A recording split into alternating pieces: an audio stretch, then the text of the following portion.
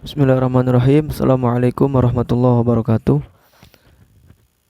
Ada yang bertanya tentang iman taklid ini. Nyambungnya jadi ke iman taklid ya. Kemarin disinggung iman taklid, katanya apa sih iman taklid itu? Oh, ini panjang ya. Kalau dibahas itu panjang. Nanti harus berseri-seri ini jadi ngaji tauhid ini nantinya ya. Jadi ngaji tauhid ini nantinya berseri-seri, bakal banyak, bakal panjang ngaji kitab aja ini mah kitab tauhid nanti. Iman taklid itu gini ya.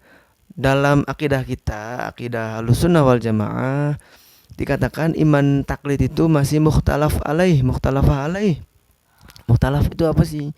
Masih diperdebatkan. Sah tidaknya iman taklid masih diperdebatkan. Ada yang bilang sah asal apa namanya tapi berdosa.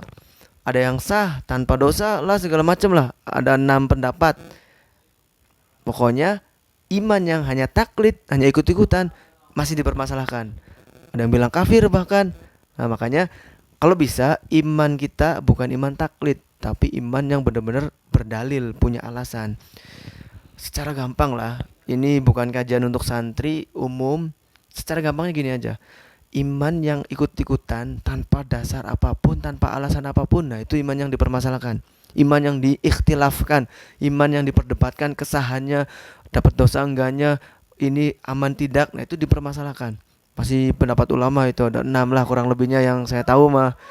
Nah itu jadi nggak boleh, harus bisa kita lepas dari iman taklid.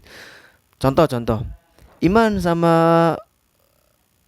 Allah itu ada, kamu iman? Iman lah, saya iman Allah ada, saya yakin. Saya yakin kok, percaya, iman saya Allah ada. Kenapa kamu bilang yakin? Ya, ya yang lainnya juga bilang ada, ya udah saya ikut-ikutan aja. Orang yang lainnya bilang ada, saya diajarin orang tua saya dari dulu Allah itu ada, ya udah Allah ada, saya yakin, iman. Itu namanya iman taklid, ikut-ikutan tanpa alasan, tanpa dalil.